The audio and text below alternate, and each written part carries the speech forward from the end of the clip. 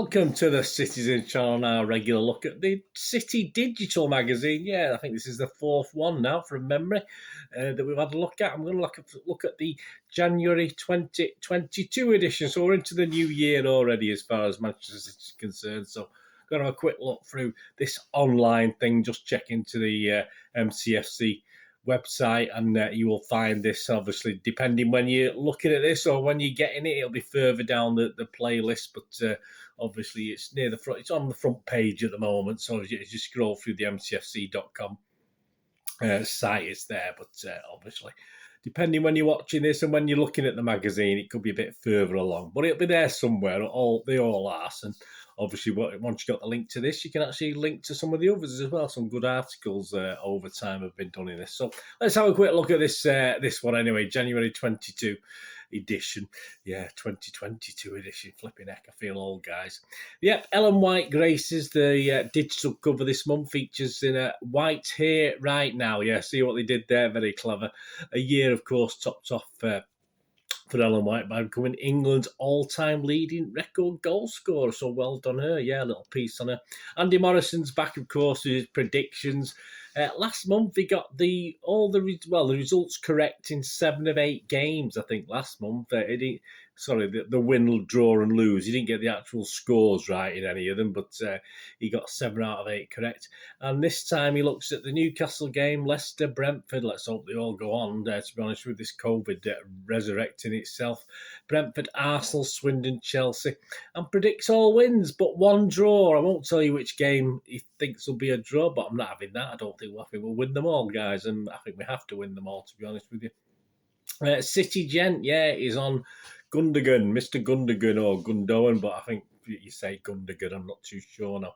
Looks at all the good courses he's involved in away from the pitch, and obviously his current form and stuff like that. But a nice little piece on the sort of charities and community things he's involved in. The list looks at January signings over previous seasons, previous years, including the likes of Benjani through to Vieira. So quite an interesting little collection. I can't see us adding much to it this January, can you, to be honest with you? Best 11 takes a look at all our stars that we purchased from South America, from Aguero to Zabaleta, from A to Z, or A to Z, because I'm British, aren't I? Aguero to Zabaleta, and all things in between. So that's a nice little look, and some very familiar names in that lot. Nedum is a regular columnist in this, and he looks at Christmas schedules, obviously, as a player, and the link with defining City's campaign. So how we fared over Christmas schedules over the past few years. Now it's affected how we've gone on in the league and the cups, etc. We take a look at EDS's Tsuji. Yeah, sadly I'm going to say Tsuji, or just Tsuji, sadly out of action at the moment, but a striker apparently with ability. We don't have many of those on the books, do we, guys? Let's be honest about it. So that's in the EDS section.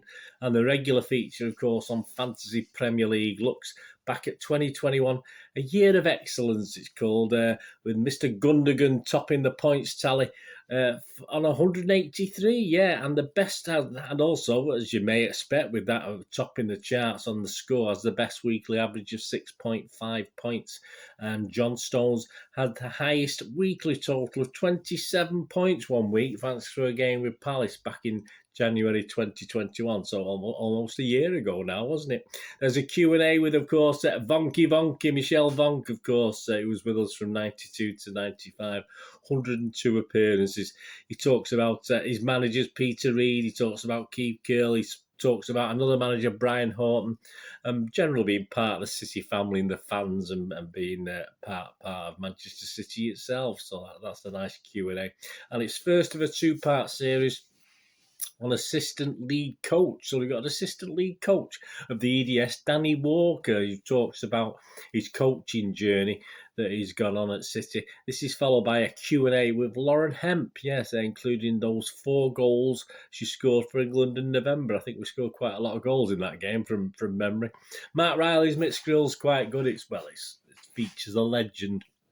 A Q&A with Dennis Tueart, of course, king of all Geordies. That's his favourite Terry song, and why not? The wonderful Dennis Tueart. Yeah, I saw him Listen to something he did when he come to the Reddish Supporters Club once. I think it was about the time that his book came out and he was promoting that, but good lad. Least favourite opponents of Dennis Tueart were Liverpool. Yeah, Liverpool of the mid-70s, because the reasons for this was they were strong, they were skillful, they were aggressive, they were organised, and they were disciplined. Well, I mean, that sort of adds up to a pretty good football team, doesn't it? They certainly were at that time. We are. I think we got the odd win, not many, but we did get the odd one. Not too many at that time, though.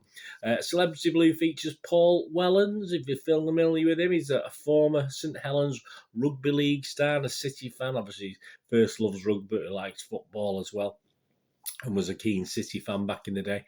His first game was at Main Road. He didn't say specifically what it was, but he said it was the first game that Frank Clark was in charge. And I've looked back, and Frank Clark took charge from the 30th of December officially, although obviously we did have an home game on the 26th of December. So I assume if he took charge on the 30th of December, it would have been a 1-1 draw with Crystal Palace in January 1997 was the first game, but he's not specific on that one. But there you go. At least he can remember it as an idea. I have no idea what I know. This I sort of more or less know that even the season is doubtful. I mean, I always tend to think it was 65, 66 season, but it could have been 64, 65. I was going from a very young age, and I can't remember. And in focus, yeah, Kevin Cummins has some great shots of musicians that have been shot out and about at winter time in the snow, or perhaps with some strange man in a long white beard as well. So some of the musicians and groups he's actually featured with a sort of Christmas backdrop, if you like. And last but definitely not least, we've got Seguro Aguero. All right, another pun, not the greatest.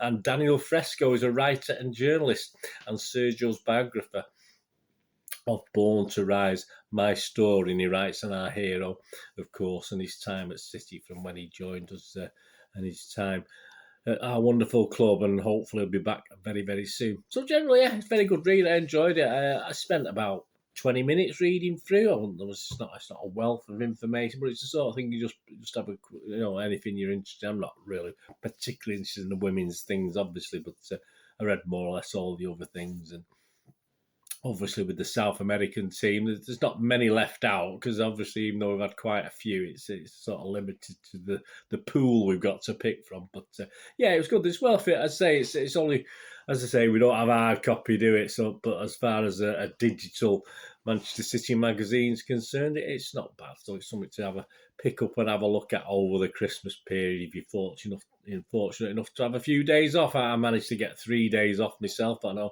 I go on social media. Oh, I'm off for 22 days, or I'm off till the new year now. And I get a bit jealous, don't you? But it flies by.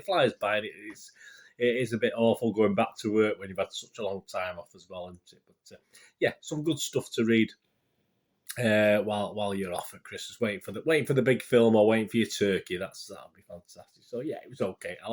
Not a bad little issue this January 2022 City Digital magazine. So please check it out. They go to a lot of effort, so it's only right. We should have a look and have a read through, isn't it? Anyway, thanks for watching. Let me know what you think, guys. Anything that took your interest or piqued your interest from this month's magazine, that'd be fantastic. Anyway, thanks for watching. What we're going to do rest day. Have a great one. Look after yourselves, look after your friends, look after your families. More importantly, let's all look after each other with me here again on the Citizen channel. Please have a look at my film and TV channel as well. If you're waiting for the turkey to be done, please have a look at my film and TV channel. Try and inform and entertain, film reviews, drama reviews, information, vlogs, what's out to buy, what's on to come into the cinema, stuff like that. So I'll try and inform, and if you can give us a thumbs up, that'd be fantastic on here and over on one of those film and TV things. I don't get as many for those. I get quite a lot of views, but not as many thumbs up. So if you can go on there and just look for a couple of minutes and leave me a thumbs up, that'd be absolutely fantastic. Anyway, thanks very much. Until we meet again, if not on there, back here on the Citizen channel very, very soon. I only ask one thing, don't I? Please stay safe, Blues. Come on, City. Thanks for watching.